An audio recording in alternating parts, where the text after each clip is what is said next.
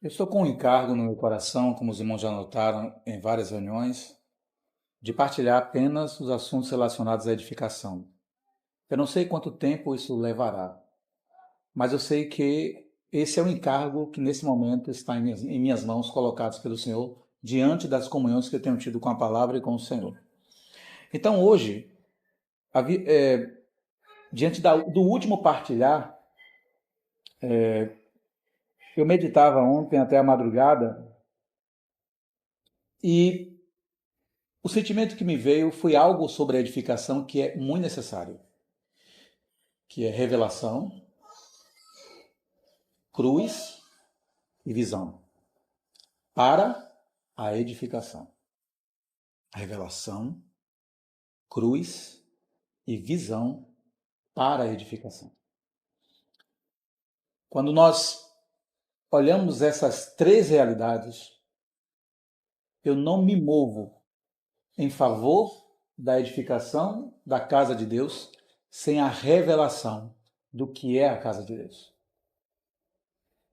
Eu também não contribuo de forma adequada para a edificação da casa de Deus sem a cruz. E também eu não avanço sem visão. Então nós precisamos de revelação, precisamos de cruz e precisamos de visão. E eu queria ler com os irmãos Mateus 16,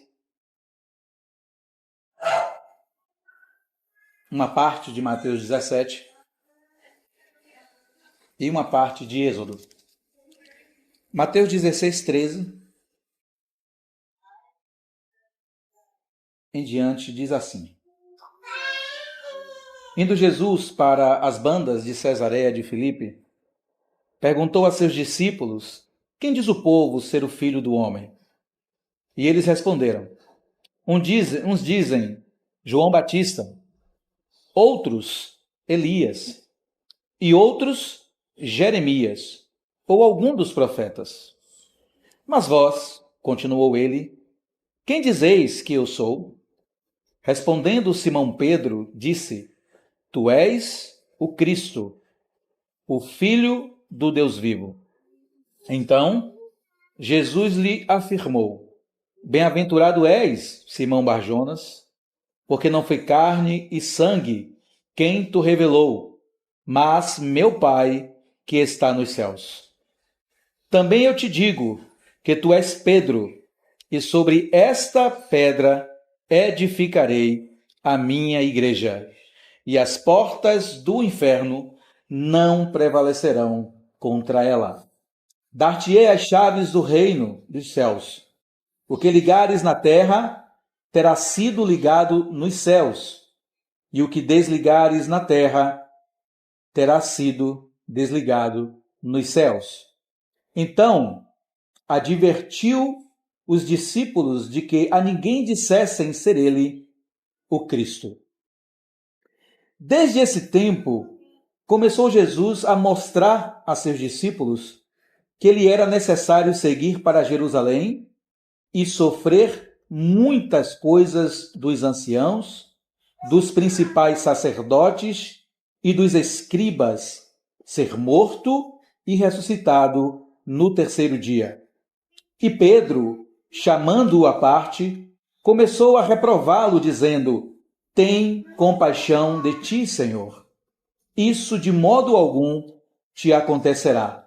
Mas Jesus, voltando-se, disse a Pedro: Arreda, Satanás. Tu és para mim pedra de tropeço, porque não cogitas das coisas de Deus, e sim das dos homens. Então disse Jesus a seus discípulos: Se alguém quer vir após mim, a si mesmo se negue, tome a sua cruz e siga-me. Porquanto quem quiser salvar a sua vida, perdê-la-á, e quem perder a sua vida por minha causa, achá-la-á. Pois que aproveitará o homem se ganhar o mundo inteiro e perder a sua alma? Ou que dará o homem em troca da sua alma? Porque o Filho do Homem há de vir na glória de seu Pai com seus anjos, e então retribuirá a cada um conforme suas obras. Em verdade vos digo que alguns aqui se encontram que de maneira nenhuma passarão pela morte, até que vejam vir o Filho do Homem no seu reino. Capítulo 17. 6 dias depois, toma Jesus consigo a Pedro e aos irmãos Tiago e João e os leva em particular a um alto monte. E foi transfigurado diante deles, o seu rosto resplandecia como o sol, e as suas vestes tornaram-se brancas como a luz. E eis que lhes apareceram Moisés e Elias falando com ele. Então disse Pedro a Jesus: Senhor, bom é estarmos aqui. Se queres, farei aqui 3 tendas. Uma será tua, outra para Moisés, outra para Elias. Falava ele ainda quando uma nuvem luminosa os envolveu. E eis vindo da nuvem uma voz que dizia: Este é o meu filho amado, em quem me comprazo. A ele ouvi. Ouvindo, os discípulos caíram de bruços, tomados de grande medo. Aproximando-se deles, tocou-lhe Jesus, dizendo: Erguei-vos e não temais. Então, eles, levantando os olhos, a ninguém viram, senão só a Jesus. Êxodo, capítulo 25.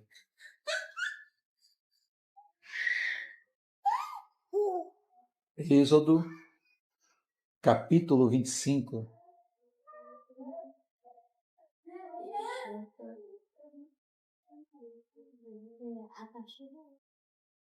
Verso 1.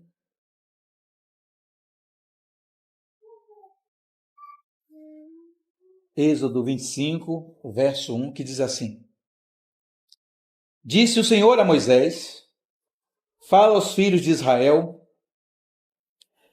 que me tragam oferta de todo homem cujo coração o mover para isto. Dele recebereis a minha oferta. Esta é a oferta que dele recebereis: ouro, prata e bronze, e estofa azul, e púrpura, e carmesim, e linho fino, e pelos de cabra, e peles de carneiros tintas de vermelho, e peles de animais marinhos, e madeira de acácia. Azeite para a luz, especiarias para o óleo de unção e para o incenso aromático, pedras de ônix e pedras de endaste, para a estola sacerdotal e para o peitoral. E me farão um santuário, para que eu possa habitar no meio deles, segundo a tudo o que eu te mostrar, para modelo do tabernáculo e para modelo de todos os seus móveis, assim mesmo o fareis. Vamos ter uma palavra de oração. Senhor, nós clamamos ao teu nome porque o teu nome é doce ao nosso coração, é doce ao nosso espírito. Não há nome mais sublime, não há nome mais alto, não há nome mais elevado. Nós invocamos, Senhor Jesus. Oramos pedindo de ti sabedoria, palavra de conhecimento, a palavra de discernimento, o espírito de revelação em teu pleno conhecimento, a iluminação dos nossos corações, dos olhos dos nossos corações, para que vejamos como o Senhor vê, para que enxerguemos como o Senhor enxerga. Retira o véu que nós mesmos colocamos sobre o nosso coração. Não nos deixa ficar em trevas. Não nos deixa tentar cooperar em tua obra com os olhos vendados, Senhor. nos faz ver estas dimensões da tua casa. Em nome do Senhor Jesus.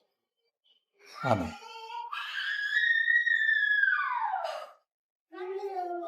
Esses textos que nós lemos, irmãos, esses textos estão falando exatamente da necessidade que nós temos de ver, de ter revelação e de carregar a cruz. Na edificação do Senhor, quando nós tentamos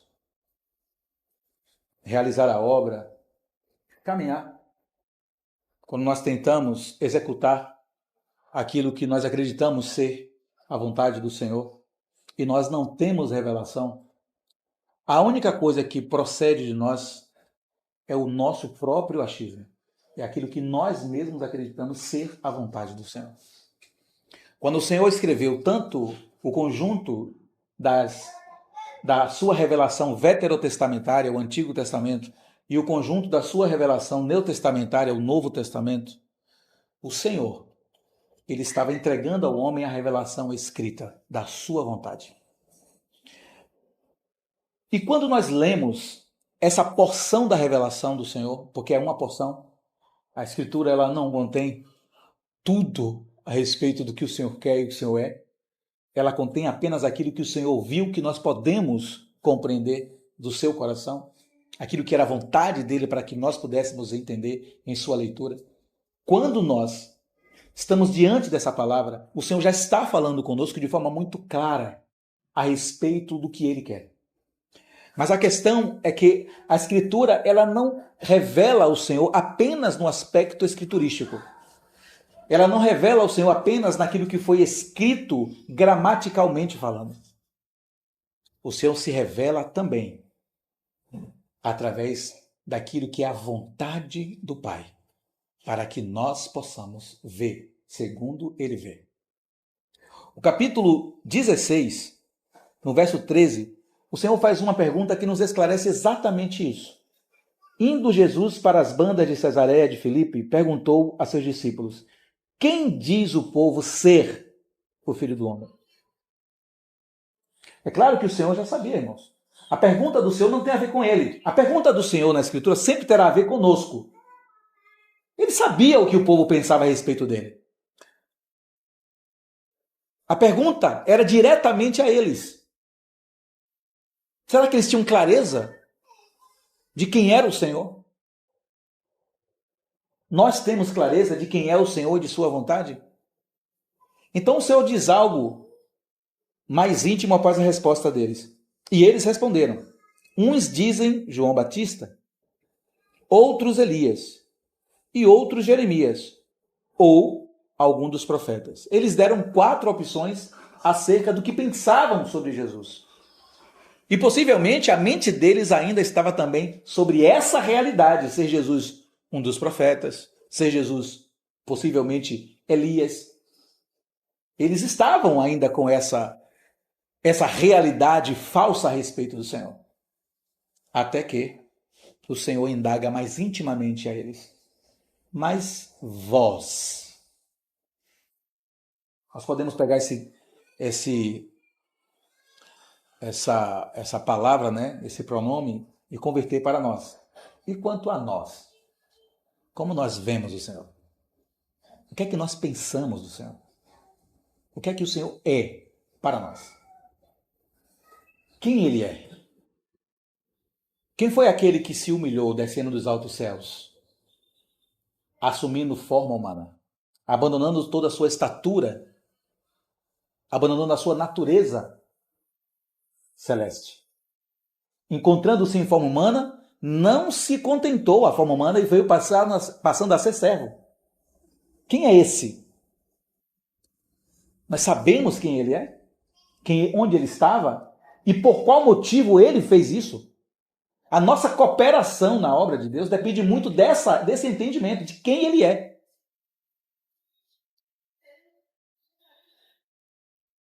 Então ele perguntou intimamente: e vós? Eu pergunto, irmãos, e nós? Esse vós é o Senhor nos perguntando: e nós? O que nós dizemos? Quem é o Senhor? E vós, continuou ele, quem dizeis que eu sou? E aqui vem exatamente aquilo que diferencia a revelação escriturística da revelação no íntimo. Quando o Espírito Santo toca o nosso íntimo e revela as coisas profundas de Deus. Respondendo Simão Pedro, disse: Tu és o Cristo, o Filho do Deus vivo. E isso aqui, irmãos, não é apenas um conhecimento. O conhecimento é importante. Não desprezem o conhecimento, irmãos, porque ele é importante. Mas aqui está se referindo a algo mais elevado. Era saber de fato no seu íntimo quem se tratava a ser Jesus, o Filho do homem. Quem se tratava a ser ele? Ele era algum dos profetas para eles, para nós? João Batista? Elias? Jeremias? E por que o povo pensava acerca dessas coisas? Por qual motivo? Porque ele viu Jesus profetizando, agindo como João Batista? Então eles ficaram confusos. Será que é João? João foi decapitado? Será que ele voltou? Ele viu o Senhor operando milagres. Será que ele é Elias? Ele viu o Senhor chorando por Jerusalém? É Jeremias? O Senhor chorava. E muito. Uma das frases do Senhor, né? É que o Senhor foi aos seus e os seus não o receberam. Irmãos, nem a família do Senhor recebeu o Senhor, com exceção de Maria. Os seus irmãos não o recebiam. Eles não criam no Senhor. Somente muito depois que eles vão crer no Senhor.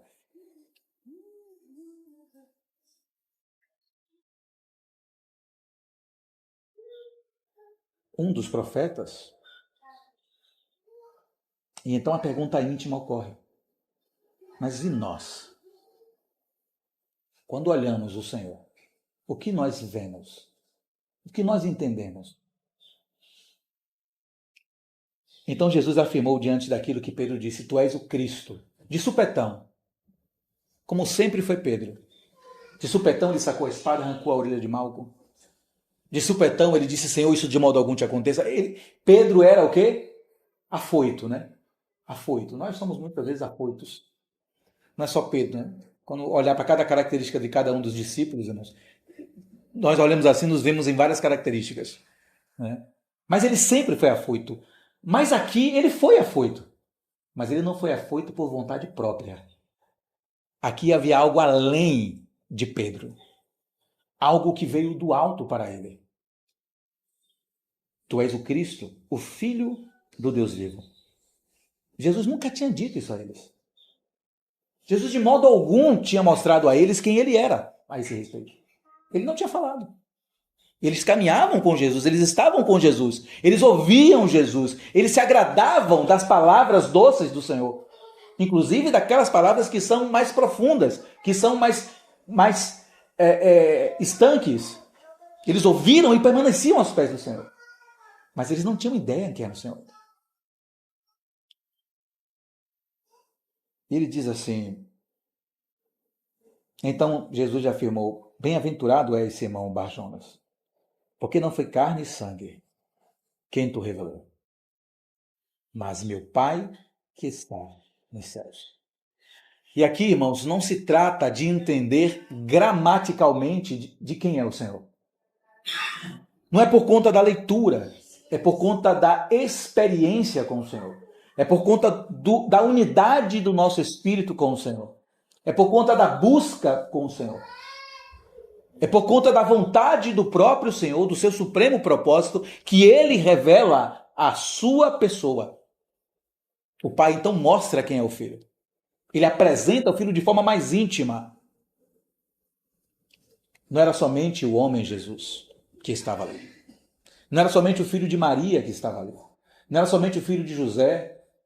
Não era somente um homem educado. Não era somente um homem santo. Era o próprio Filho de Deus, o Cristo, o enviado.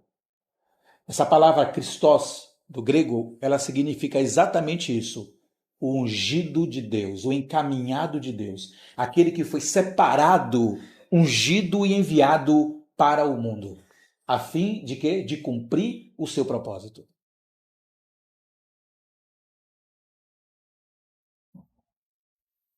Mas o que é revelação, irmãos? O que é revelar? Revelar tem a ver com mostrar. Quando Paulo escreve em 2 Coríntios que alguns deles não conseguem ver porque eles colocaram um véu sobre o próprio coração, nós vamos lembrar dessa passagem? Abre lá em 2 Coríntios. 2 Coríntios. O sentido está claro sobre revelar nesse verso. Capítulo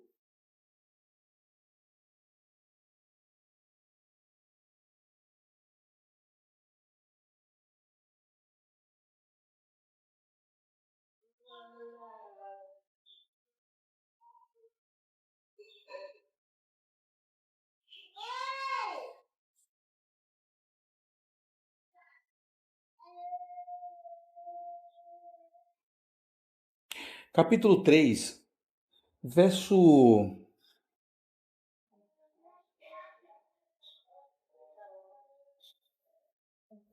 verso 4.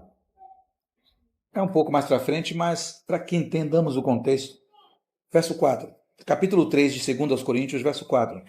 Diz assim: E por intermédio de Cristo, que temos tal confiança em Deus, não que por nós mesmos sejamos capazes de pensar alguma coisa como se partisse de nós.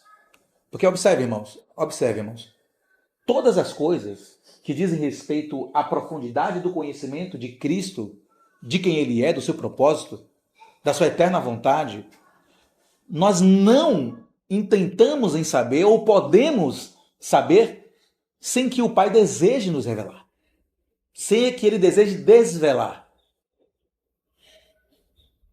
Como se partisse de nós. Pelo contrário, nossa suficiência vem de Deus, o qual nos habilitou para sermos ministros de uma nova aliança.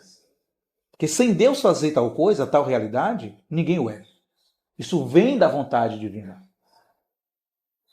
Não da letra, observe, não da gramática, não da lei, mas do Espírito.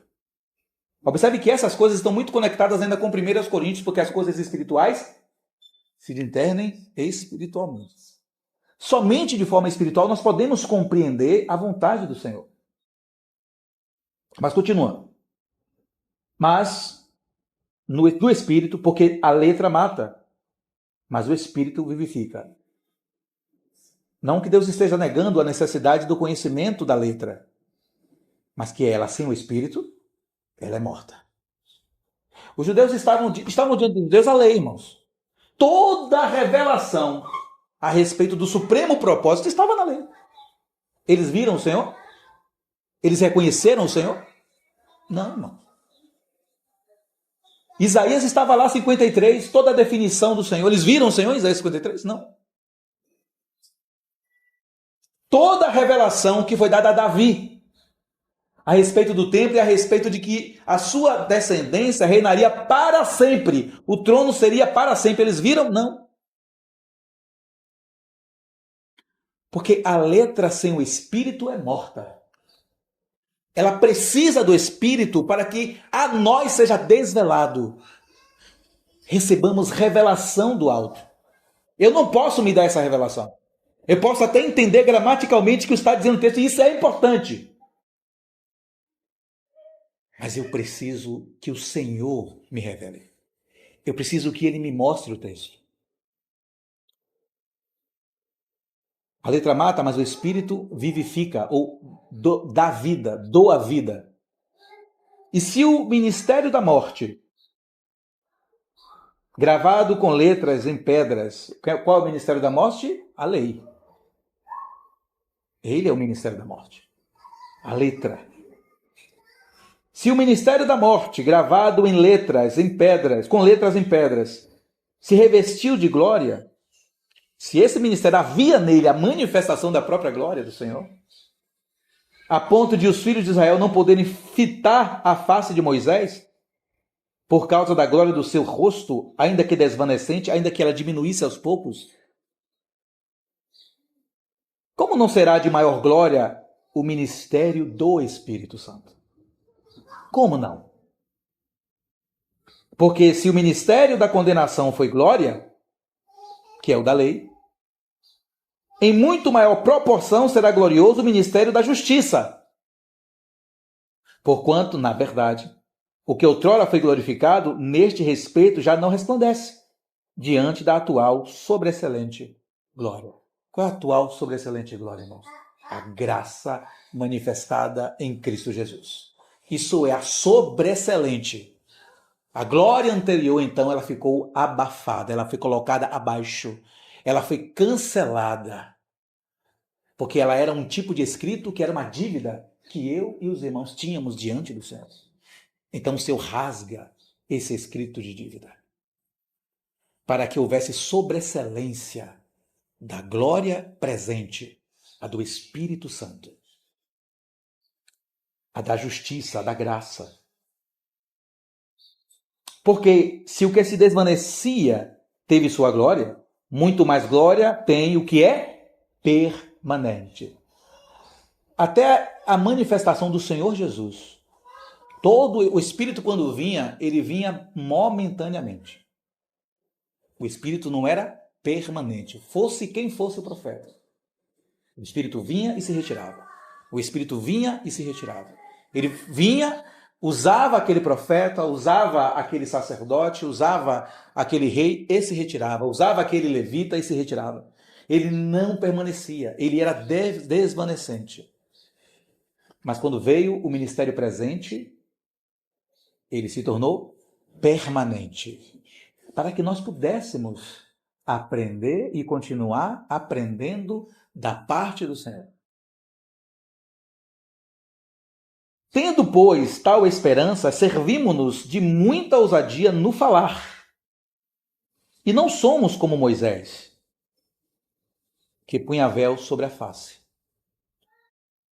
para que os filhos de Israel não atentassem na terminação do que se desvanecia. Eles não podiam olhar e ver a glória se esvaindo. Percebe? Mas os sentidos deles se embotaram. Os sentidos aqui, irmãos, que o Senhor está falando, não são faculdades meramente naturais. São as faculdades da percepção espiritual. Os sentidos se embotaram. Eles tiveram todas as suas faculdades espirituais absolutamente vedadas. Eles não podiam ver. Sabe quando o Senhor dizia assim, eu falo por parábolas para que o quê? Eles vejam, não vendo não vejam, ouvindo não escutem, né? Olha o que o Senhor está falando aqui, irmãos. Ainda que enxerguem, eles não veem. Ainda que ouçam, eles não compreendem, né? Eles não percebem. Porque os sentidos estão embotados.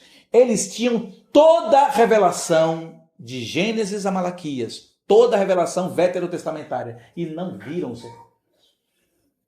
O Senhor se manifestou e em muitos momentos eles tentaram matar o Senhor. Tentaram empurrar o Senhor do penhasco, tentaram apedrejar o Senhor. Né? Eles tentaram acelerar o processo de morte do Senhor. Porque eles não viam. Eles não enxergavam. Me permita ampliar um pouco mais isso. Paulo também não enxergou o Senhor. Ele não entendia porque os sentidos deles também estavam embotados. E aqui, irmãos, não estou falando do sentido embotado do engano de Satanás. Não é disso que eu estou me referindo. Aquilo que Paulo expressa aqui, Satanás cegou o entendimento dos incrédulos para que não veja a glória do Evangelho. Não é deste cegar que eu estou falando. Eu estou falando do cegar de si mesmo, e que Deus permite que esta cegueira permaneça, que esta cegueira continue. Porque quando você lê, foi o Senhor que permitiu.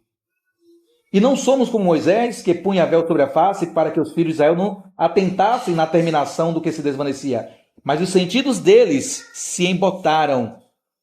Pois até o dia de hoje, quando fazem a leitura da Antiga Aliança, ou seja, a leitura da Torá, a leitura veterotestamentária, a leitura do Antigo Testamento, o mesmo véu permanece. Não lhe sendo revelado, não lhe sendo o quê? Mostrado. Que em Cristo é removido. Só quem pode remover este véu? O Senhor. Só que tem um detalhe, irmãos. Aqui os sentidos, nesse verso 14, os sentidos deles estão embotados porque o Senhor permitiu que assim o acontecesse. Mas quando nós lemos a partir do verso 15, irmãos, tomamos um susto. Mas até hoje, quando é lido Moisés, agora especificamente a Torá, o véu está posto sobre o coração deles. Sabe? Um véu está aqui. Porque o coração tem olhos, como diz Efésios 1. Mas sem tirar o véu, esses olhos não veem. Sem revelação, eles não enxergam. Sem revelação, eu não consigo compreender quem é Cristo. Para entender, irmãos, esse sentido, porque não é somente o aspecto de dizer, Cristo é o meu Salvador. Não é só isso, o Senhor é meu Salvador. Ele é nosso Salvador, Ele é o nosso Redentor. Ele é o nosso justificador. Tudo isso é verdade a respeito do Senhor. Mas a questão é se eu compreendo que Ele é o Filho do Deus vivo. Quando, irmãos, eu entendo que Ele é o Filho do Deus vivo, não é de um Deus que dorme. Porque a palavra diz que Ele não dormita. Ele é sentinela eterno. Ele não dormita. Ele não é um Deus que sonha. Né? Não é, eu quero sonhar os sonhos de Deus. Não. Deus não sonha. Deus tem supremo propósito eterno. Propósito. Sim, irmão. E qual é a diferença da visão mental e da visão coração? Quando a Bíblia fala de coração, ela está sempre se referindo à nossa alma plena e o espírito. Uma parte do espírito que é a consciência do espírito. Isso é o coração do homem. Não é somente o aspecto do órgão, ok? Então, lá quando diz assim, quando aqueles fariseus, né, saduceus perguntam ao Senhor, sim, qual é o mal dos mandamentos? Aí o Senhor responde exatamente isso. Ele diz assim, amar a Deus de todo o teu coração, de toda a tua alma, de todo o teu entendimento, né? E ao teu próximo como a ti mesmo. Quando você vai ler outro evangelho, você vai encontrar também uma outra característica de todo o seu entendimento, de toda a sua vontade e força. Tudo isso está dentro do quê? Da alma. Porém, com a consciência. Então, quando nós lemos um texto, né? Amá-lo de todo o coração é amá-lo com a nossa mente, vontade, emoção e consciência. Consciência clara, onde o Senhor, né? Demonstra exatamente aquilo que é da sua vontade e não é. Porque o espírito, ele é composto também de 3 partes. O homem é tripartido em toda a sua esfera de existência. Né? Ele é espírito, alma e corpo. A alma também está tripartida em mente, vontade e emoção. E o espírito também está tripartido entre consciência, comunhão e revelação. A revelação, irmãos, é uma parte no espírito humano. É na revelação do Espírito que Deus se revela a nós. Foi onde Pedro recebeu a revelação instantânea de quem era o Senhor que estava ao lado dele. Ele não era somente um rabino, um rabone, ele não era só isso que estava ali. Ele não era só o mestre daqueles jovens, que eles eram jovens. Ele não era só um mestre. Ele era o Cristo, o ungido, o enviado do Senhor. Aquele que foi enviado disse, a minha vontade, consiste em fazer a vontade de meu Pai. Sabe quando somos enviados? Se nós ainda tivermos vontade, irmãos, então nós não fomos enviados. Porque a vontade de um enviado consiste em fazer a vontade do Pai. O que foi que Paulo disse? Uma coisa faço. Uma coisa faço. Que coisa é essa? Esqueço das coisas que para trás ficam e prossigo para o alvo. Tinha alguma outra coisa que governava ele? Não. A não ser o alvo. O alvo era Cristo. Isso, irmãos, é ter revelação, conhecer a cruz e ter visão. Foi o que governou a vida dele depois que ele conheceu o Senhor Jesus. Nada mais governou a vida de Paulo. Paulo chega a dizer na sua carta que ele considerou tudo como refúgio. A palavra refúgio é muito bonita, é muito refinada. Refúgio é esterco. É porque ela é muito refinada, né? Refúgio. Refúgio é esterco, irmãos. Ele considerou tudo como esterco. Tudo como aquilo que não prestava, e não era qualquer coisa. Estamos falando de alguém que foi educado aos pés de um dos maiores educadores da época, um dos maiores mestres da época, Gamaliel, que na turma de Paulo II, acho que conta a história, só ficou, na turma dele que entrou, tanto só ficou ele e mais um. Só sobreviveu ele e mais um da turma. De tão exigente que era Gamaliel. O Senhor estava preparando ele e ele não sabia, né? Como o Senhor faz com todos nós. Em alguma coisa o Senhor nos preparou na vida, mas nós não sabíamos. Mas o Senhor estava preparando. É como Moisés. O diabo achou que estava fazendo alguma coisa quando mandou matar todos os bebês. Ele achava que estava conseguindo e tendo lucro com as suas ações. O diabo considerou tal questão. Mas não, irmãos. Você acha que alguma coisa fugiu, escapou ao controle do governo daquele que é todo-poderoso? Se as ações do inimigo, irmãos, pega Deus de surpresa, Deus não é todo-poderoso. Deus é pego de surpresa com alguma ação do inimigo? Não, irmãos. Ele é todo-poderoso. Irmãos, o diabo, em proporção, sim, onisciente, onipresente, em proporção, só para uma compreensão humana, mas é muito além disso, mas só para uma compreensão humana. É como se o diabo fosse uma formiguinha e nós fôssemos Deus pisando nela. Então, Deus vai esmigalhar o diabo para quê? Não, o que é que Deus faz? Deus é muito sábio, irmão. Toda ação maligna, toda ação do diabo, tudo o que ele fez que trouxe prejuízo em todo o propósito de Deus, ele será julgado em tudo que ele fez pelo próprio homem. Por isso que Paulo pergunta, não sabeis vós que julgareis os próprios anjos? Os homens e os anjos, não somente homens, aos anjos também. Nós nos sentimos capazes de fazer o julgamento dos anjos? Ainda não. Mas o Senhor disse que nós faremos tal julgamento. Daqui para lá ele vai nos preparar, né? Porque aquele que iniciou concluirá a obra em nós. De nossa parte, nós não vemos como. Como assim eu vou julgar os anjos? Não tem como, Senhor. Mas o Senhor disse, irmãos. Ele conhece. Ele não é pego de surpresa em nada nessas coisas.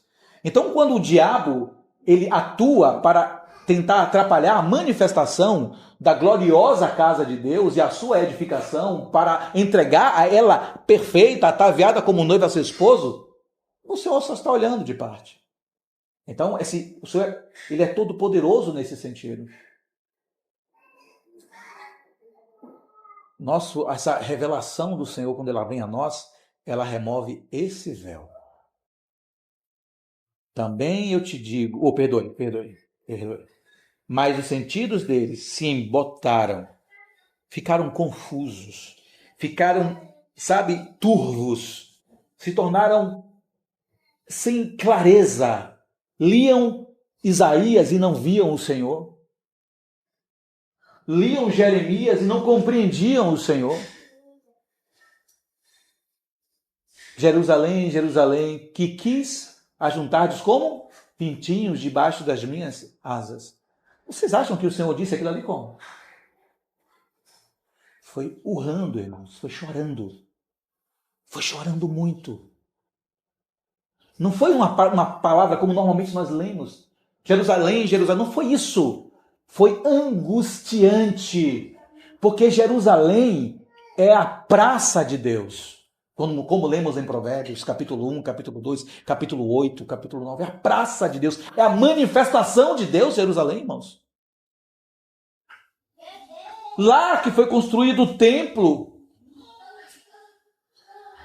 Um templo onde o pórtico, em sua leitura original, era tão alto, mas tão alto, que dava para ver da ponta do Egito. Por isso que lá dizia salvação para o mundo. Quando eles olharam, lembra da inauguração do templo? Lembra da fila? Quem lembra da fila? Eita. Quem lembra da fila? Que a fila ia seguindo, até chegar perto, próximo do Egito. Os irmãos têm ideia da distância de Jerusalém para o Egito, irmãos? Vindo pessoas de todas as nações, porque o Senhor não era somente para os judeus. Ele veio dos judeus, mas não era somente para eles. Ele era para todos. E ali estava um prenúncio naquela inauguração, a ponto de, quando Salomão olhou, não vai dar. Não vai dar. É muita gente para o sacrifício. Ele sai de lá e começa a ajudar. Olha um homem que viu o Senhor. Ele compreendeu, apesar de tudo de errado que ele fez. Ele viu o Senhor. É por isso que às vezes não compreendemos as escolhas do Senhor sobre aqueles que cooperaram com Ele. Os jovens que cooperaram com o Senhor. Os homens, as mulheres que foram chamadas a cooperar com o Senhor. Irmãos, é visão e revelação. E muita cruz. Muita cruz nesse chamado. Irmãos, nós somos absolutamente distintos, diferentes. Se a mesma revelação não foi entregue a nós, se a cruz não operar em nós, se a visão não for a mesma, viemos de contextos distintos. Os irmãos já pensaram como eram os apóstolos, os discípulos, o que cada um deles fazia, o contexto onde cada um deles viviam? Homens absolutamente diferentes. Alguns mais educados, outros mais brutos. O Senhor não escolheu gente totalmente educada, não escolheu de todo tipo. Até um ladrão ele chamou. Você acha que ele não sabia que Judas era ladrão? Ele não somente era um ladrão, como ele era um ativista. Um zelote era um ativista daquela época, se envolvia em politicagem, se envolvia em debater com o governo que estava sobre Israel, que era o governo romano. Aí o Senhor nos dá uma lição, né? Às vezes nós queremos nos mover sobre as ações do governo no Brasil, queremos nos envolver com essas coisas. Meu irmão, o Senhor não nos chamou para isso, não. Não é nosso papel, não é papel da igreja isso. É não termos visão clara da igreja. Nos envolver com isso é não termos visão clara. Sabe Provérbios? Eclesiastes capítulo 10? Perdoa essa digressão, mas só para explicar isso. Eclesiastes 10 diz assim: cuidado, não faleis mal do rei. Você pode traduzir a palavra rei ali para governos. Não falei mal dos governos. E nem do rico. Porque uma ave pode levar tuas palavras e chegar aos ouvidos deles, e você ser punido. Não falei mal. Mas, por outro lado, Paulo diz o quê? Orai pelos que vos governam. Mas, não, isso é muito sério, irmãos. Isso é muito sério. Mas isso é uma digressão. Voltando para a questão da revelação. Então os sentidos deles se embotaram, pois até o dia de hoje, quando fazem a leitura da antiga aliança, da Tanakh, o mesmo véu permanece, não lhe sendo revelado, que em Cristo é removido. O mesmo véu, entenda isso aqui, ó irmãos, o mesmo véu, isso aqui é o véu, esse tecido aqui é o véu. Eles abrem a Torá, mas um véu está sobre a Torá, um véu espiritual. Eles estão lendo. Eles leem Moisés, eles leem Isaías, eles leem Jeremias. Eles leem todos os profetas menores, os maiores. Eles leem tudo. mas tem um véu cobrindo, um véu espiritual, que embota, confunde os sentidos, e eles não conseguem ver o Senhor. Irmãos, observe, eu não estou, irmãos, nem falando ainda que eles não conseguem ver a casa de Deus. Porque a casa de Deus foi revelada a eles de uma maneira tão profunda e tão impressionante que eles não viram a casa de Deus.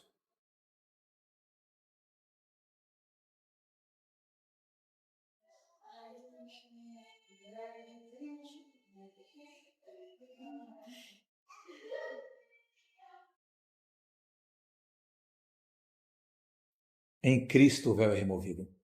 Ele não é removido por mim, pelos irmãos, só em Cristo.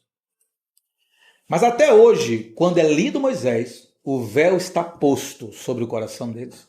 Quando, porém, algum deles se converte ao Senhor, o véu lhe é retirado. Então o Senhor desvela, ele remove o véu. Sabe a noiva, quando ela foi casar, ela está com o véu? Ela está cobrindo aquilo que o noivo quer ver. O véu está cobrindo o que o noivo tem desejo de ver.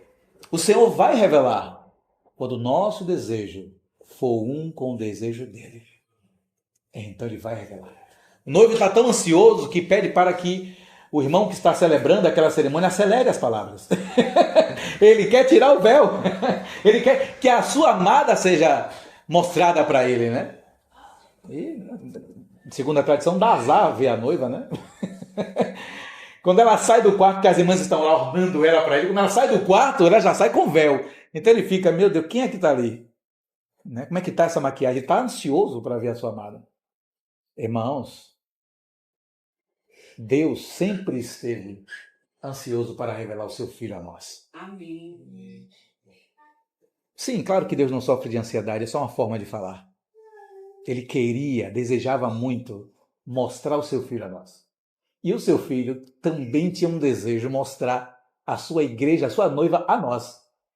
A resposta do Senhor, a revelação que o Pai dá ao Filho é exatamente essa. Ah, o Pai te revelou já? Peraí, eu também tenho uma revelação a fazer. E o Senhor vai revelar também algo a respeito da vontade do Senhor.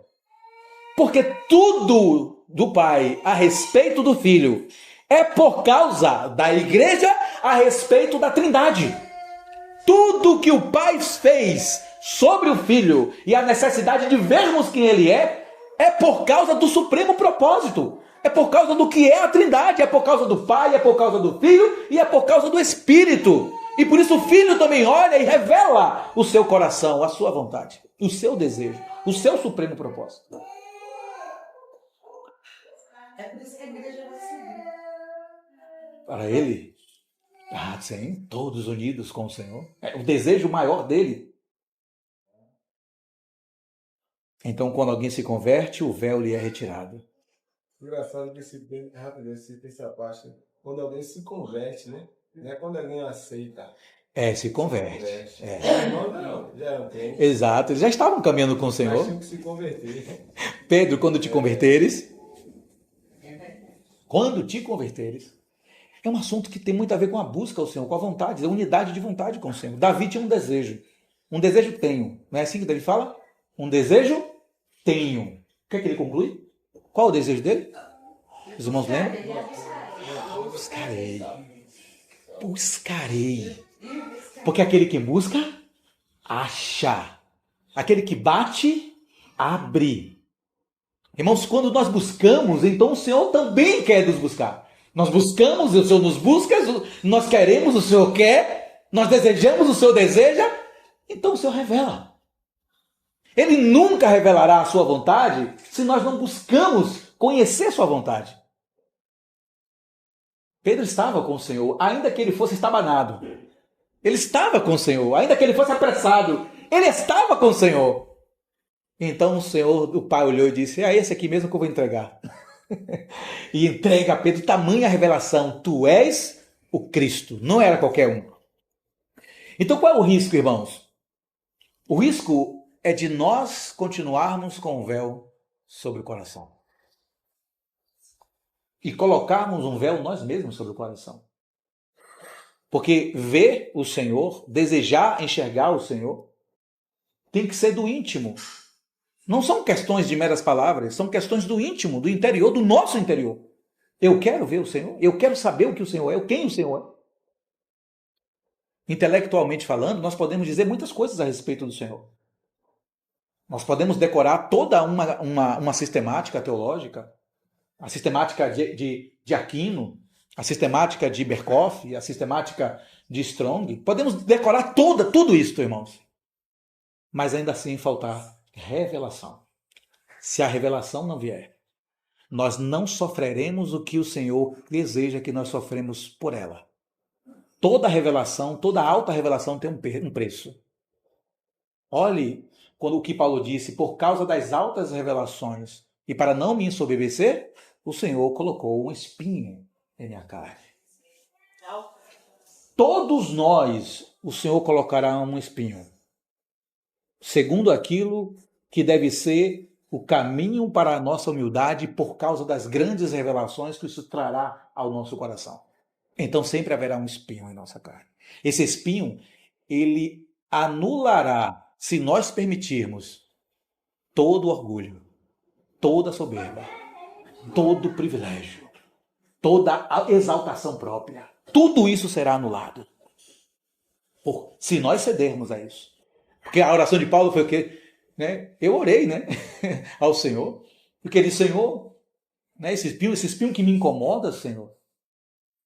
O Senhor então me disse, a minha graça te basta. Às vezes nós oramos, querendo que o Senhor nos livre aqui, o Senhor nos livre disso, nos livre.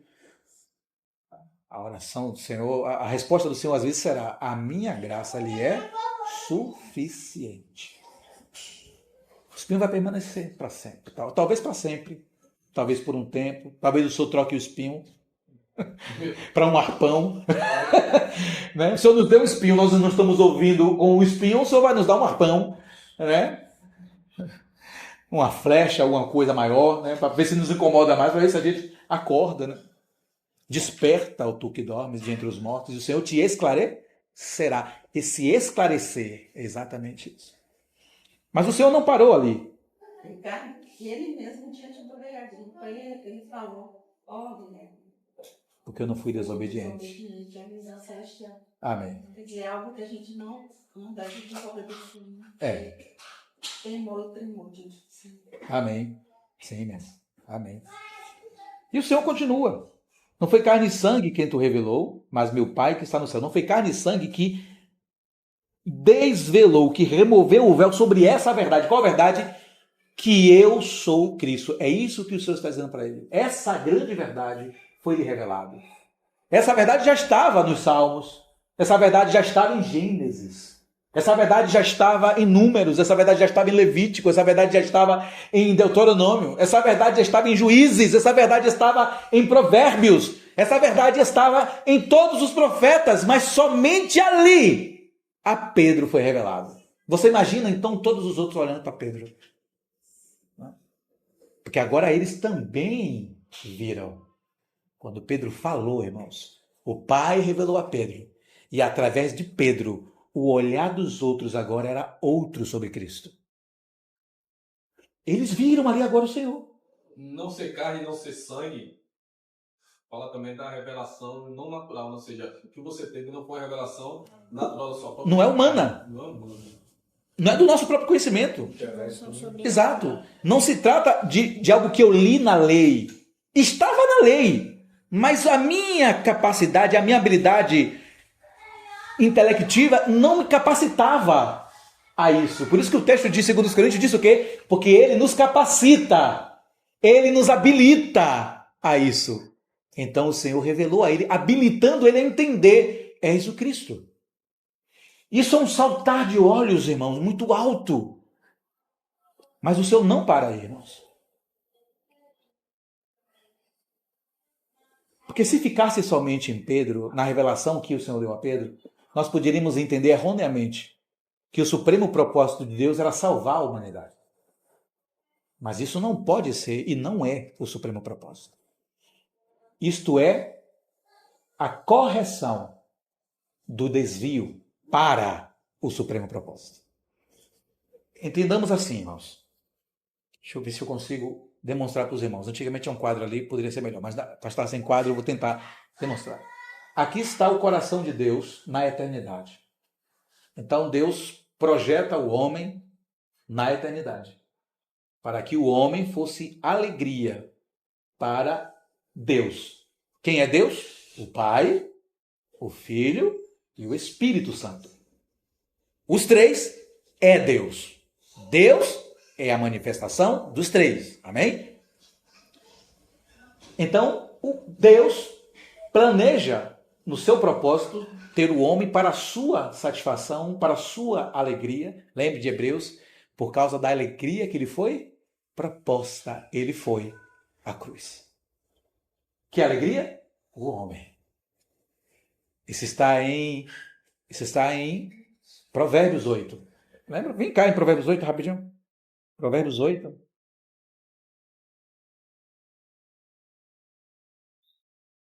Provérbios 8. No finalzinho, não precisa ler todo, só uma parte dele. Só o finalzinho de Provérbios 8, quando ele diz. Provérbios, né? Provérbios 8. De 22 a gente está ótimo, excelente. Provérbios 8, verso 22 diz assim: o Senhor me possuía. Aqui é a sabedoria falando. Quem é a sabedoria? É o verbo. Quem é o verbo? Cristo, Jesus, exatamente. O Senhor me possuía. E o Senhor aqui é Yahvé. Yahvé é Deus, o Pai. O Pai possuía o Filho. O Senhor me possuía no início de sua obra, antes de suas obras mais antigas. Desde a eternidade foi estabelecida. Desde o princípio, antes do começo da terra. Antes de haver abismos, eu nasci, e antes ainda de haver fontes carregadas de águas, antes que os montes fossem firmados, antes de haver outeiros, eu nasci, e ainda ele não tinha feito a terra, nem as amplidões, nem sequer o princípio do pó do mundo, a poeira cósmica. O universo não tinha sido criado. Quando ele preparava os céus, aí eu estava. Quando traçava o horizonte sobre a face do abismo, quando firmava nuvens de cima, quando estabelecia as fontes do abismo, quando fixava ao mar o seu termo, para que as águas não traspassassem os seus limites, quando compunha os fundamentos da terra, então eu estava com ele e era seu arquiteto, dia após dia, era as suas delícias. Ele é a delícia de quem? Do Pai. Agora, irmãos, o próximo trecho. Olha o que ele disse, ele é a delícia do Pai. Por isso que o Pai diz, esse é meu filho amado, em quem tenho prazer, satisfação, em quem me deleito. É isso que o Senhor está dizendo ali. E quando ele continua, ele diz, dia após dia as suas delícias, folgando perante ele o tempo todo, perante o Pai. E agora, irmãos, é sobre nós. Regozijando-me, alegrando-me, contentando-me, deleitando-me no seu mundo habitável e achando as minhas delícias agora, as delícias do Filho, com os filhos dos homens. Irmãos, isso aqui é a revelação do supremo propósito. Antes que o mundo fosse mundo, antes que as amplidões existissem, antes que tudo viesse à existência, o Senhor estava dizendo que Deus tinha proposto em seu coração o homem, mas o homem cai. Percebe? Quando o homem é criado, o homem cai. Deus não é pego de surpresa, porque Deus é onisciente, Deus é onipotente, onipresente, infinito, eterno. Deus é amor, paciência, longanimidade, esperança. Então o homem cai. Deus não é pego de surpresa nessa queda. Deus sabia. E já tinha feito o quê? Já tinha proposto em seu coração entregar o seu filho.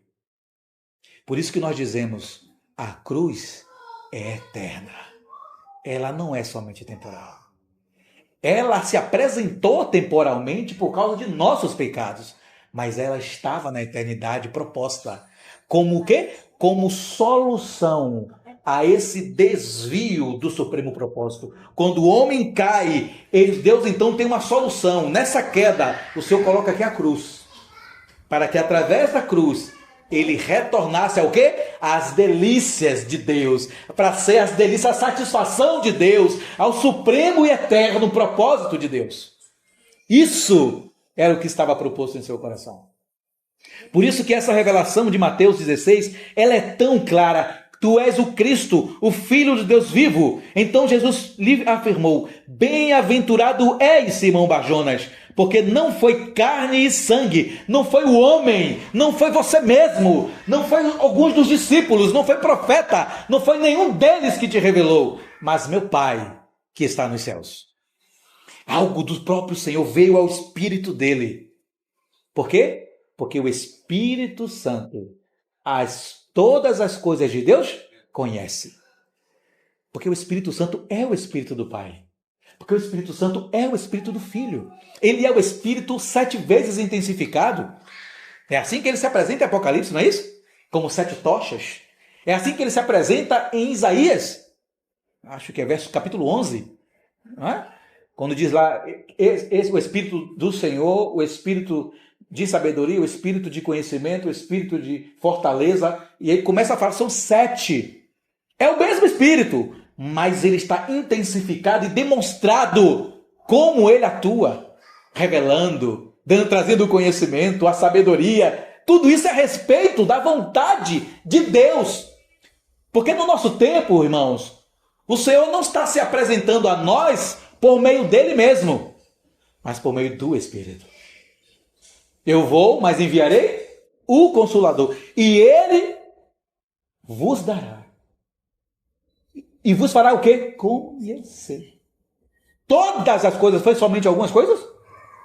Todas, né? Por favor, João, por favor. Não vamos nos deixar ficar com parte da revelação. João 14, quando diz assim, João 14, verso 15, né? Verso 15. João 14, verso 15. Evangelho de João 14, verso 15. Se me amais, guardareis os meus mandamentos. E eu rogarei ao Pai, e ele vos dará outro Consolador. Isso é porque ele estava indo. Então, ele já era um Consolador. Está com os discípulos, ele era o Consolador deles. Mas quando ele fosse, os discípulos iam ficar órfãos por um tempo. Mas enviaria um outro Consolador. Ele chegaria exatamente, outro igual a mim. Tinha que ser, porque ele é Deus. É a mesma essência, é a mesma natureza, é a mesma manifestação eterna, é o mesmo poder. É tudo a mesma coisa. É Deus, é o Pai, o Filho e o Espírito. Eu enviei outro Consolador a fim de que esteja para sempre convosco. Lembra do que lemos lá em Paulo? Essa glória, ela é permanente. Irmãos, não pensemos erradamente que porque um irmão pecou, porque uma irmã errou, que o Espírito saiu do irmão. Não. Permanente. É um dom que não sai mais. Então o Espírito é permanente. Pode até entristecer. Isso, mas é exatamente isso. Não entristeçais o Espírito do Senhor. Mas ele não se arreda mais de nós. Ele foi entregue. Uma outra passagem, Paulo diz assim, uma vez dado, não é revogado. Não, irmão. Não é revogado. Não é como na antiga aliança. Lembre, na antiga aliança era um repouso. Na nova aliança é permanente. Para sempre. É por isso que o Filho de Deus, quando se nós não caminharmos próximos do Senhor, nos passos do Senhor, naquele dia, como diz Paulo, nós seremos lançados no fogo. Ali a palavra é Gehenna mesmo, né? É puro, vem do verbo puro, purou. É daí que vem a doutrina, né? Purgar, de purgatório, purou. Esse verbo puro é fogo puro, fogo que consome, mas que consumirá nossas impurezas. Madeira, feno e palha. Para permanecer somente aquilo que é do Senhor. Ouro, prata e pedras preciosas. mas o mesmo será salvo. Como que através? Por quê, irmãos? Porque o fundamento não pode pegar fogo. Porque o fundamento é quem? Cristo. E ele não pode sair de nós, uma vez dado a nós, uma vez entrado em nós, uma vez tendo sido feito interior em nós, permanência em nós, ele não pode ser queimado. Por isso mesmo nós não seremos destruídos, a não ser as impurezas. E então nós apareceremos diante do Senhor novamente. Que Deus bondoso, não? Que Deus. Explica, né? Se explica aquele caso que muitas vezes a gente vê, né? Alguém ganhou o Senhor e está lá no mundo vivendo o que quer, né? E a gente fala assim, pai, ganhou o Senhor, teve uma vida com Deus, e a gente acha que já, né? Já descarta. Mas não se explica porque o Espírito Santo continua ali, porém apagado, mas vai ter uma hora que o Senhor vai, né? Tira lá do fundo do poço, né? Sim. E aí ele passa pela grande tribulação, né? Que vai passar por todo aquele sofrimento, mas continua sendo. Continua. É do Senhor, o Senhor já ganhou, né? Há uma promessa dentro dele. Se verdadeiramente ele recebeu o Senhor. Exato. Se é verdadeiro, o Senhor está ali. Ele simplesmente sucumbiu às paixões dessa vida. Tem uma história de João, eu sempre lembro dessa história porque ela é uma história muito... Ela demonstra para nós como deve ser o nosso pastoreio. Essa história ela não está na Bíblia, mas ela está contada pelos discípulos de João, conhecido como a patrística, os escritos dos pais da igreja, do 2º século.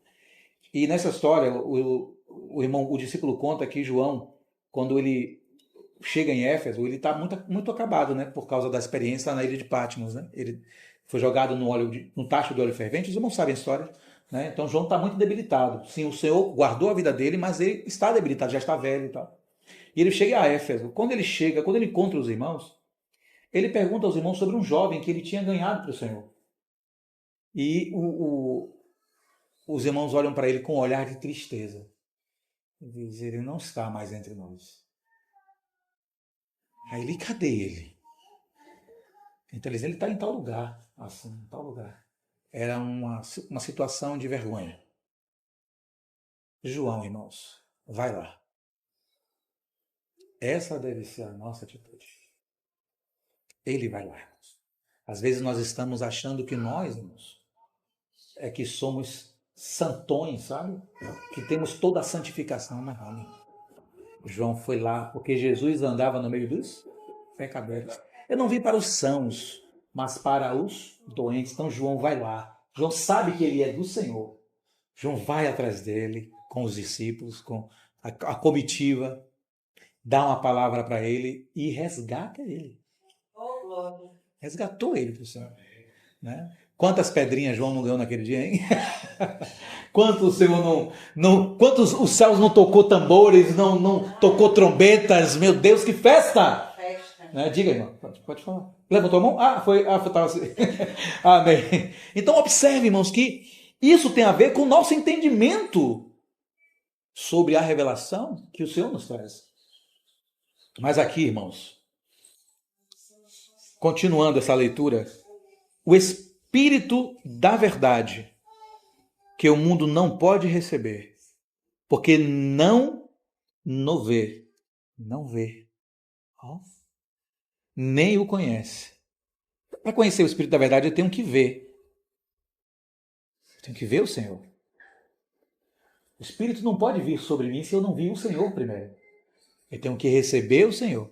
E então o Espírito entra e faz morada em mim. E então eu passo a ver as coisas do Senhor. Lembra do que Nicodemos não conseguia ver? Nicodemos, tu és mestre. Entre os rabis, tu és mestre. E não entende isso? Se não nascer da água e do Espírito. Da água, se não nascer do Senhor. Do Espírito, se não nascer da habitação do Espírito. Da confirmação do selo do Espírito. De modo algum podereis ver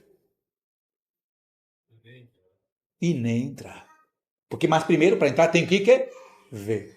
Meu irmão, só entra quem viu. Sabe por quê? Porque quem viu dará vida pela visão celestial. Quem não viu não dará nunca a sua própria vida. Quem não viu não dará o seu tempo ao Senhor. Quem não viu não dará ao Senhor os seus bens. Lembra daquelas mulheres? Eu sempre gosto de falar, as mulheres todas, eu amo esse texto, viu? Quando a Bíblia cita, e as mulheres todas, eu me alegro demais. Porque, meus irmãos, muitas daquelas irmãs ali tinham muito dinheiro. Uma delas era a esposa de um procônsul. E ela sustentava a obra de Deus, a obra do Senhor, ela pegava o dinheiro, sustentava. Não que ela não comunicasse ao marido dela, ela comunicava, mas precisa do dinheiro para o Senhor Jesus. Dizer, mas quem é Jesus? Assim, você não entende, não, eu vi. Eu preciso contribuir com a obra do Senhor ali, com o Senhor. E ela contribuiu com o Senhor. Todas as mulheres, todas, do que tinham, contribuíam. Os irmãos também, mas ali a obra de sustentação era delas. Não tiremos esse quinhão das irmãs, né? É o quinhão das irmãs, a obra de sustentação era delas. E ele ainda diz assim, né? Que vós o conheceis, porque ele habita convosco e estará em vós. Naquele momento, ele habitava com eles, porque o Senhor estava com eles. E o Senhor é o Espírito. Porém, quando ele se foi, aí o Espírito estaria dentro deles, não mais entre eles, mas dentro deles. É claro que o Senhor, exato, o Senhor em nós, né? Na reunião, o Senhor está em nós e entre nós. E então, não vos deixarei órfãos, voltarei para vós outros, ainda por um pouco, e o mundo me verá mais, e o mundo não me verá mais. Vós, porém, me vereis. Nós vemos? Vós, porém, me vereis. Porque eu vivo, vós também vivereis. Ah, aqui não é qualquer viver. Aqui não é o viver da minha alma. É o viver do negar da alma. É o viver do negar da alma. Isso aqui, irmãos, é uma outra realidade. A vida que vivemos, viva pela fé no Filho de Deus. Não é mais a vida de Ricardo, não é mais a vida de Isabelle, de Pedro, não é mais a vida de Simone, de Darlan, de Gabriela. É a vida do Senhor em nós. Amém. Viva Senhor em nós. Tem um hino lindo sobre isso.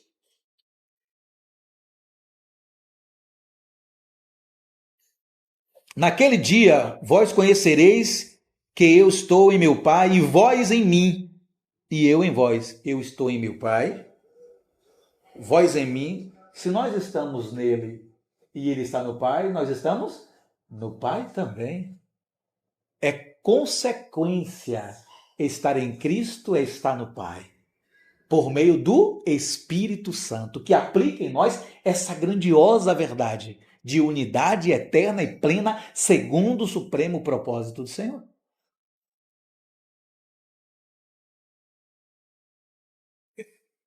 Eu estou em meu Pai, vós em mim e eu em vós. Ou seja, ele também está em nós. Então ele também está em nós, e o Pai está nele, ele está em nós, o Espírito está em nós estamos no Espírito, no Filho, no Pai. É um mesclar, uma unidade tão plena que é indivisível, indissolúvel. Nós fazemos parte de uma unidade que é eterna. Que não é nossa, mas do Espírito. E se ela é do Espírito, ela é divina. Se ela é do Espírito, ela não é coisa de homens. Ela precisa do operar da cruz para a manutenção dessa unidade. Aquele que tem os meus mandamentos e os guarda, esse é o que me ama. E aquele que me ama será amado por meu Pai. E eu também o amarei e me manifestarei a ele. E me manifestarei a ele. Disse-lhe Judas, não os Iscariotes, de onde procede o Senhor que estás para manifestar-te a nós e não ao mundo? Respondeu Jesus, se alguém me ama, guardará a minha palavra, e o meu Pai o amará. E viremos para ele e faremos nele morada. Ele, o Pai, e fará morada em nós. Morada. Casa. Casa de Deus sois vós. Não sabeis vós que sois templo do Espírito Santo. É nesta realidade, é para a habitação dele. Tudo que Deus fez, tudo que Deus planejou, inclusive o nosso resgate, inclusive a morte de seu filho tão sofrível na cruz, tudo que ele fez foi por causa desta vontade de nos ter. Ele não entregaria o seu filho se não fosse por causa do seu supremo propósito. Em Deus não há frustração, irmãos. Deus sabia quem Ricardo era, Deus sabia quem Lucas era, Deus sabia quem Carlos era, quem João era, Jane, né? Quem Jane era, Rose. O Senhor sabia. De todos nós. Paulo, Arminda, todos, até a princesa. Deus sabia, irmãos, das crianças. Todos nós, todos os mínimos detalhes. O Salmo 139 é o salmo desses detalhes. Ó, Senhor, me viste ainda informe. Informe. Sabe o que é a parte informe de um embrião? É logo quando o casal acabou de ter as relações e então fecundou-se. Informe.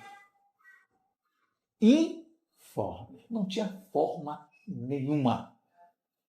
O Senhor já me conhecia. Ainda quando foi entretecido no ventre de minha mãe, e essa palavra é interessantíssima, entretecido, porque nós somos feitos de tecidos. Não sabem disso, né? Somos tecidos. É uma coisa impressionante. Já pegaram uma pele, já tiveram a experiência no laboratório de pegar uma pele e aproximar no microscópio? Irmãos, você vê as costuras da pele. É uma coisa, você entende o salmo na hora, quando você vê aqui. Deus, o que é isso? É entretecido.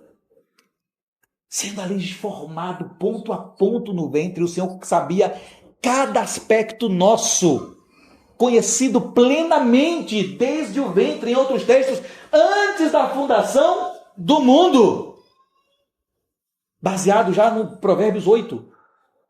Antes que a própria poeira cósmica existisse, que é o que vai dar formato a todo o universo, a poeira cósmica. São os primeiros elementos que o Senhor cria para poder, então, dar forma a todas as coisas. Tudo é feito de poeira cósmica, até nosso carbono, tudo é de poeira cósmica. Tudo.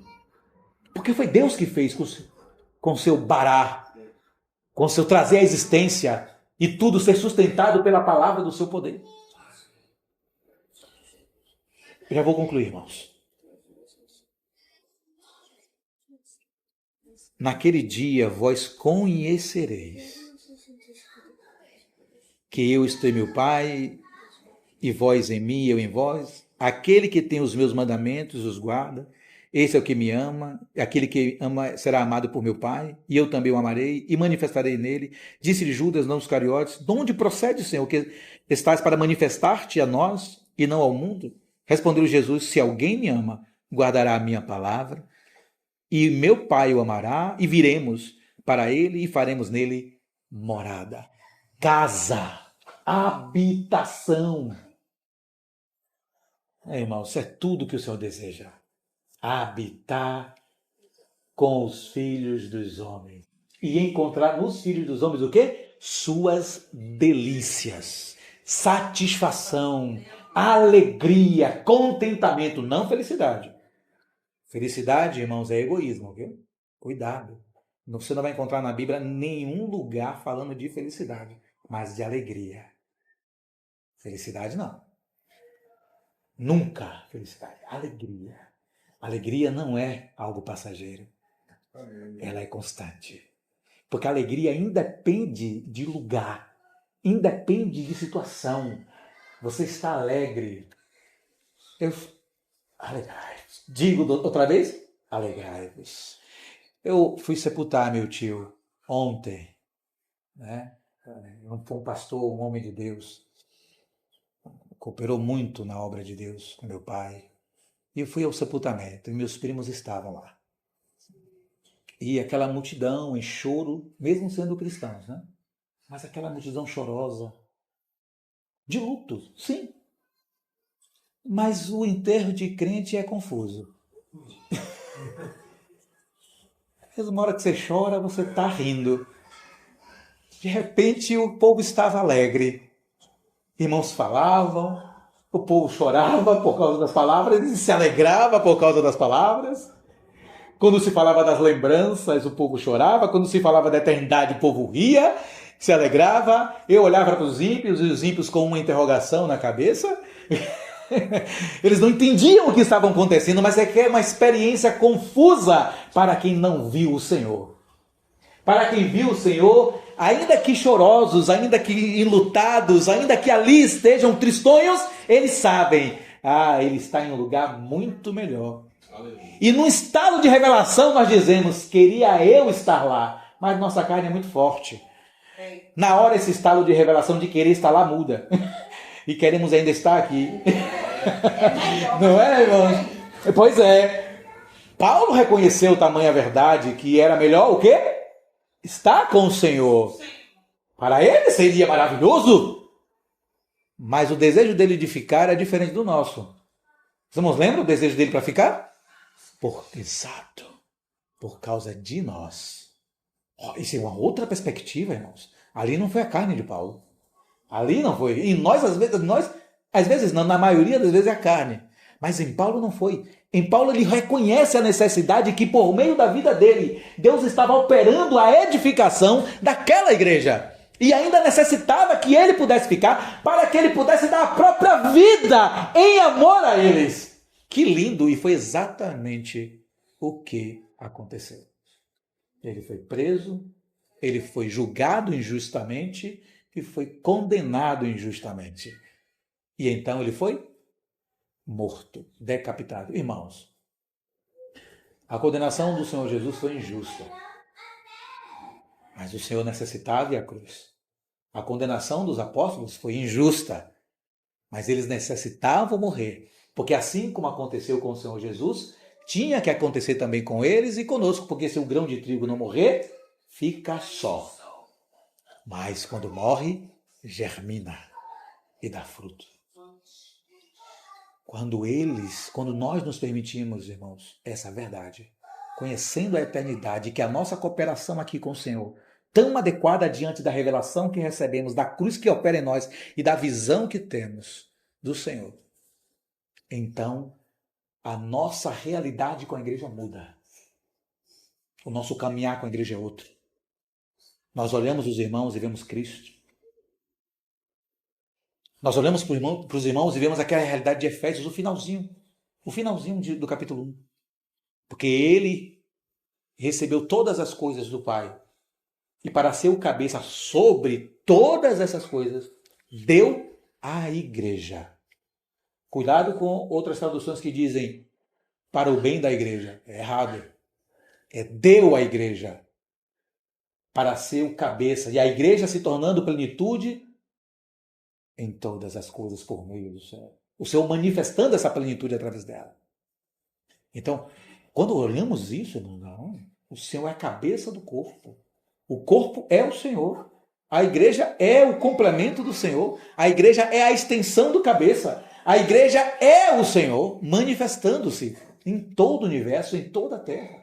Isso é ver o Senhor. Isso é ver o corpo. Isso é interpretar. É como Paulo revela em Coríntios 11, que foi lido por nosso irmão. O que é não discernir o corpo, irmãos? É não ver que o corpo é Cristo. Isso é não discernir o corpo. Pecar contra o sangue é mais claro, né? Porque pecar contra o sangue é cometer pecados, seja de pecados sexuais, sejam pecados mentais, de pensamento, sejam pecados de palavras, sejam pecados de físicos, sejam pecados de sentimentos. Sim, irmãos, tem pecado de sentimentos, viu? Em todas as esferas, os pecados podem se manifestar. O que seria o pecado nas esferas, irmãos? Pecado de vontade. Está no âmbito dos desejos. Pecado de sentimentos. Está no âmbito daquilo que se manifesta em mim. Né? Sentimentos, irmãos. Raiva, amor. Isso são sentimentos. Apesar de que amor, a dimensão maior do amor não é o sentimento, é a ação. Certo? Mas se você tem um sentimento, gostar, repudiar, isso são sentimentos. Né? Os sentimentos ficam na emoção do homem.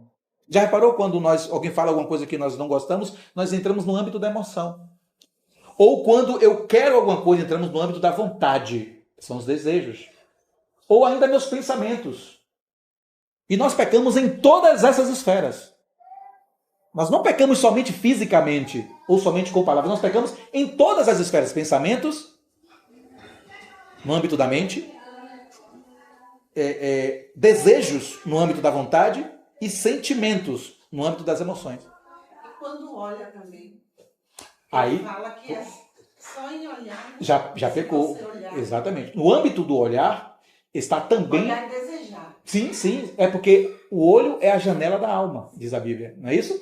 Os olhos, quando eles enxergam, eles são a janela. Então, quando nós olhamos alguma coisa de forma impura, então tornou-se desejo. E confirma-se o pecado. Mas, irmãos, esses são âmbitos onde nós manifestamos nossos pecados. São âmbitos. Você imagina, irmãos, que quando nós olhamos o Senhor e o sangue, o seu corpo rasgado, nós entendemos que temos que nos arrepender. Mas e o corpo? E o pão? O pão é o corpo do Senhor. O pão é a igreja. Está falando dele. O pão é ele, mas é o corpo. Se é o corpo, é quem? É a igreja. Porque a igreja é o corpo de Cristo. O que é discernir, então? Quando diz ali no capítulo 11 que o irmão leu? É compreender essa grandiosa verdade de que em Cristo nós temos a realidade do desejo dele. O corpo místico da realidade espiritual da vontade de Deus. A igreja. Deu ao Filho todas as coisas. O Filho pegou todas as coisas e entregou à igreja para que ela seja a sua extensão, o seu complemento, e ele seja a cabeça sobre ela. Irmãos, olhamos isso? Vemos isso? Recebemos essa revelação? Estamos percebendo isso, essa verdade do que é o corpo de Cristo? Por isso, então, o Senhor diz, eu vou encerrar agora, não dá para continuar, continuamos em outro momento. Também eu te digo, também, eu amo os tambéms da Bíblia. Os também são grandes revelações, viu? Também. Lembra? O diabo disse uma coisa, eu disse também. O diabo diz outro, também. O diabo diz mais um, seu também. Os também são maravilhosos na Escritura. E esse aqui é um também glorioso, porque é o complemento da revelação. São dois grandes mistérios, irmãos. O primeiro mistério era que Deus tinha provido em Cristo salvação para o homem. Esse era o primeiro mistério. O meu ungido eu lhes entreguei. O meu filho amado lhes foi entregue para corrigir o curso perdido, a fim de que voltassem para o supremo propósito, para a minha vontade. Adão foi colocado no Éden diante da vontade dele, do supremo propósito dele. Mas ele cai, ele declina dessa vontade.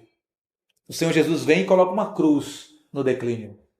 Aqui está a sua solução. Volte para o supremo propósito. Então, os que estão aqui e milhares de outros nessa cidade decidiram por esta cruz para serem recolocados, reposicionados diante da vontade de Deus. Então ele diz também. É tipo assim, ó, o Pai não te revelou? Também. Não somente eu sou o Cristo, mas também. Também o quê? Eu te digo, tu és Pedro, Petros, no grego, pedra, apenas pedra.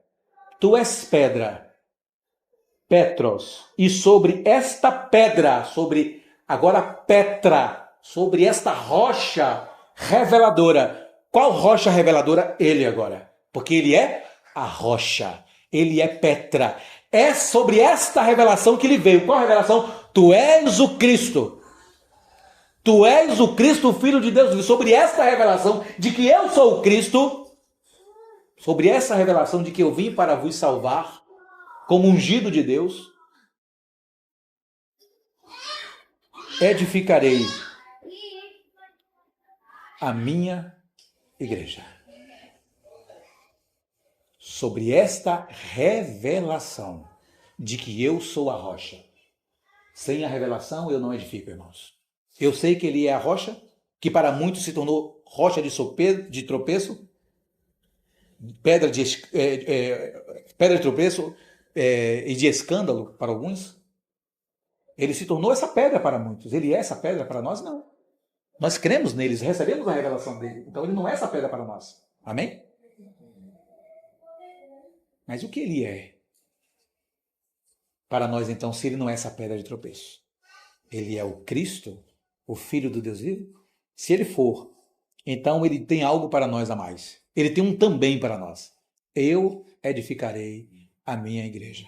Irmãos, você não vai encontrar em toda a Escritura outro desejo do Senhor que não seja a edificação da sua casa. Tudo repousa sobre essa grande revelação, irmãos.